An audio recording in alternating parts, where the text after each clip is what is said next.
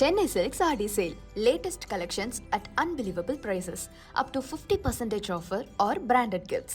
T Nagar, Velachery, Krompet and Thiruvallur. Vishal கூட கட்சி தொடங்குறேன்னாரு.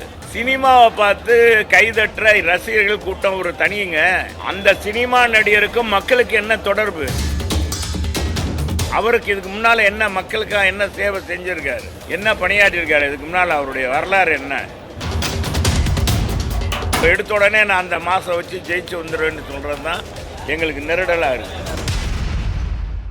அந்த ரைடை மறைக்கிறதுக்காக எங்கள் பொதுச் செயலாளரை சும்மா இப்படி சொல்கிறாங்களே ஒழிய பயம் இல்லாமல் எப்படி அவர் போய் அங்கே ரைடு நடக்கும்போது அங்கே போய் தங்குறாரு, வீட்டுக்கு போகிறாரு.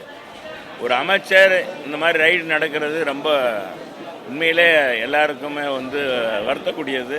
ரெண்டாவது, அவங்களுக்கே தன் பயம் தானே, இதில் என்ன ஆகுமோ என்னன்றது தானே. வழியில் பயம், மடியில் கணம் இல்லைன்னா வழியில் எதுக்கு பயப்படணும்? அடுத்தால யார் எங்கள் பொதுச் செயலாளர் அப்படி போயிருக்காரா? இது மாதிரி போனதே இல்லையே, யாரையும் போனதில்லை. இன்னும் இவங்க தான் காங்கிரஸ் பார்த்தீங்கன்னா 2016 உங்களுக்கு தெரியும். 2014-16 2G அலைக்கற்றை ஊழலில் விசாரணை நடந்துக்கிட்டு இருக்கு. அதே இடி இன்கம் டேக்ஸ் ரைடு நடக்குது. அது நடந்து கலைஞர் அறிவாலயத்திலே நடக்குது. அறிவாலயத்தில் மேல் தளத்தில் காங்கிரஸோட கூட்டணி நடக்குது. ஆக பயந்தது திராவிட முன்னேற்ற கழகமே ஒழிய அதிமுக இல்லை என்பதற்கு ஒரு சான்று. ஏன்னா அவங்க ஏற்கனவே கலைஞர் என்ன சொன்னார், எந்த காலத்தில் திராவிட முன்னேற்ற கழகம் காங்கிரஸோடு கூட்டணி வைக்காது. நம்ம முதலமைச்சரும் ஒருபடி போய் மேலேயே சொன்னார் அன்றைக்கு, இனி எந்த காலத்திலும் திமுக காங்கிரஸ் திமுக கூட்டணி இருக்காதுன்னு சொன்னாங்க. அவங்களோட தான் கூட்டணி தொடர்றாங்க.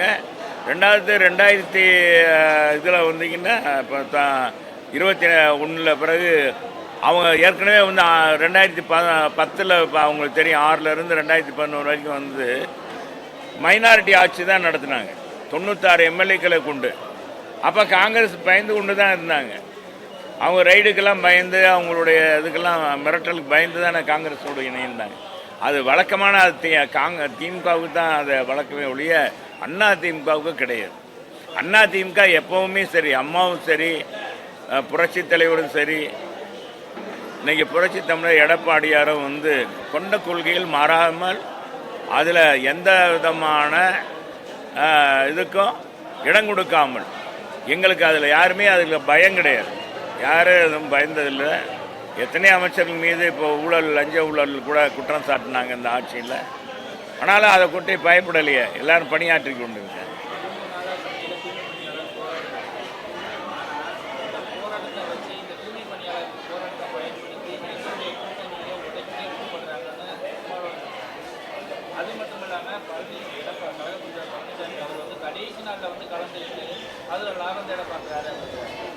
பொதுவாங்க நான் ஏற்கனவே சொன்னேன், நேற்று கூட சொன்னேன், திக்கு தெரியாத காட்டுக்குள்ளே போய் சிக்கிக்கிட்ட மாதிரி நம்ம திருமாவளவன் சிக்கிக்கிட்டார். இப்போ திமுகவுடைய நெருக்கடிக்கு, கூட்டணி நெருக்கடிக்கு பயந்தாரா? இல்லை அவங்க கட்சியிலே ஒரு குரூப்பு நீங்கள் திமுகவோட கூட்டணி வைக்கலைன்னா நாங்கள் திமுகவோட போயிடுவோம் அப்படின்னு சொன்னதுனால பயப்படுறாரா என்னான்னு தெரியல.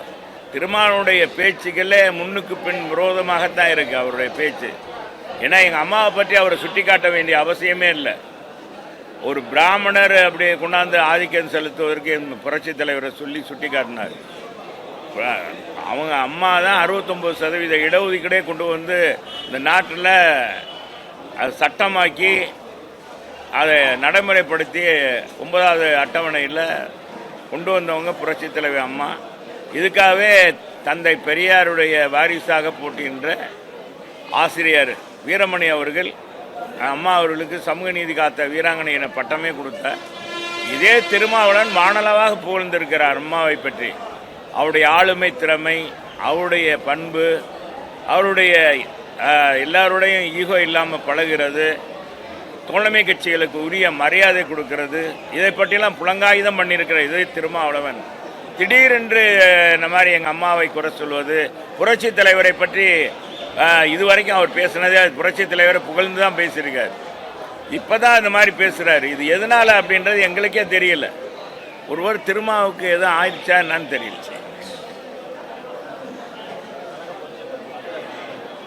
பொதுச் செயலாளர் வர்ற குறித்து ஒவ்வொரு பகுதியிலும் கழகங்கள் சார்பாக ஆலோசனை கூட்டம் போட்டு ஏற்கனவே பொதுச் செயலாளர் இந்த பூத்து கமிட்டிகள் அமைச்சு சொன்னாங்க.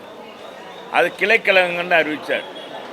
மதுரையில் 974 வாக்குச்சாவடி இருக்குது கிளைகள். அதனுடைய நிர்வாகிகளை சந்தித்து ஒவ்வொரு பகுதியாக பேசியிருக்கோம். இன்றைக்கி நிறைவாக நாளைய தினம் ஒரு கூட்டம் இருக்குது, அதோடு முடிகிறது. அதுபோக கழகத்தில் இருக்க சார்பணிகள் சார்பாகவும் கூட்டம் நடத்தி அவங்க புரட்சி தமிழர் எடப்பாடியாருக்கு சிறப்பான வரவேற்பு கொடுக்கின்றதுக்காக அது சுவர் விளம்பரம்லாம் எழுதி போட்டிருக்காங்க. நீங்களே பார்த்துருப்பீங்க, எங்கே பார்த்தாலும் பதாகைகள் மூலமாக எழுதியிருக்கு.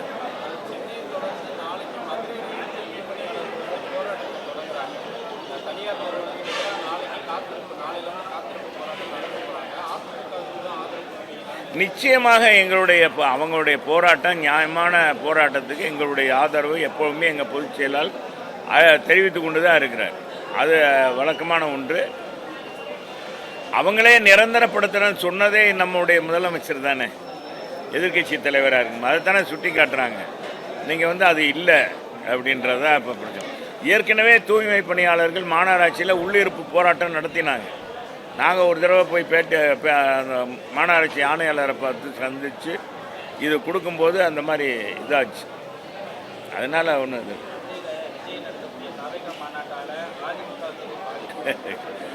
யாருனாலையும் இதனாலையும் அதிமுகவுக்கு எந்த கட்சி தொடங்கினாலும் சரி, எந்த பெரிய நடிகர் தொடங்கினாலும் அதிமுகவுக்கு எந்த விதமான பாதிப்பு இல்லை. நடிகர் சிவாஜி கணேசன் கட்சி தொடங்கினார், பாதிப்பு ஏற்படுத்தா. பாக்கியராஜ் கட்சி தொடங்கினார், பாதிப்பு வச்சா. டிஆர் ராஜேந்திர கட்சி தொடங்கினார், பாதிப்பு வச்சா. விஷால் கூட கட்சி தொடங்குறேன்னாரு. அவர் கூட பார்த்தா ஆதரவு கார்கே நகரில் இது பண்ணார். ஆக அவர் எத்தனை நடிகர்கள் கட்சியை தொடங்கினாலும், சரத்குமார் கட்சி தொடங்கினார், அதிமுக பாதிப்பு இல்லை. AIADMK Kamal Haasan battery torch light, TV உடைப்பு புகழ் கமலஹாசன் காணாமல் போயிட்டார். கமலஹாசன் அவர் இந்த நாட்டில் ஊழலை ஒழித்து ஜனநாயகத்தை காப்பாற்றி மன்னராட்சியை ஒழித்து அரசியலில் குடும்ப ஆட்சியை ஒழிக்கிறதுக்காக கமலஹாசன் புறப்பட்டு விட்டேன் என்று வீரவசனா மதுரையில் தான் பேசினார். இப்போ போய் நம்ம துணை முதலமைச்சர்லாம் காலை தொட்டு வணங்கிட்டு இருக்காரு. ஒரு சாதாரண ராஜ்யசபா எம்பி. அவர் நடிகர்களுக்கு எல்லோரும் இப்போ இளையராஜா கொடுத்தாங்க. ஏற்கனவே எத்தனையோ நடிகர்களுக்கெல்லாம் இந்த எம்பி பதவி கொடுப்பாங்க. இந்த எம்பி பதவிக்காக போனாருன்னு நான் சொல்ல மாட்டேன். வேறு ஏதோ டீலிங் ஆகிருக்கு கமலஹாசனுக்கு. அதனால் தன்னை நம்பி வந்த எத்தனையோ ஆயிரக்கணக்கான தொண்டர்கள், ஆயிரக்கணக்கான சில பேர் நடுநிலையார அரசியல் கூட கமலஹாசன் ஒரு சிறந்த நடிகர், அரசியலையும் சிறப்பாக பணியாற்றுவார்னு சொல்லி அவர் பின்னால் போயிட்டாங்க. அவங்கெல்லாம் பாவம் கடைசியில் காட்டில் விட்டுட்டு போயிட்டார். திக்கு தெரியாத காட்டில் அலைய விட்டுட்டு பாவம் கமலஹாசன் போய் ஒரு சீட்டை வாங்கிட்டு போய் பார்க்குறாரு. நாடாளுமன்றத்தில் போய் நிற்கிறாரு.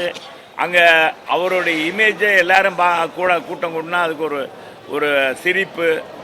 இதுக்கெல்லாம் நன்றி தெரிவித்து திமுகவுக்கு தான் நன்றி தெரிவிக்கிறாரு.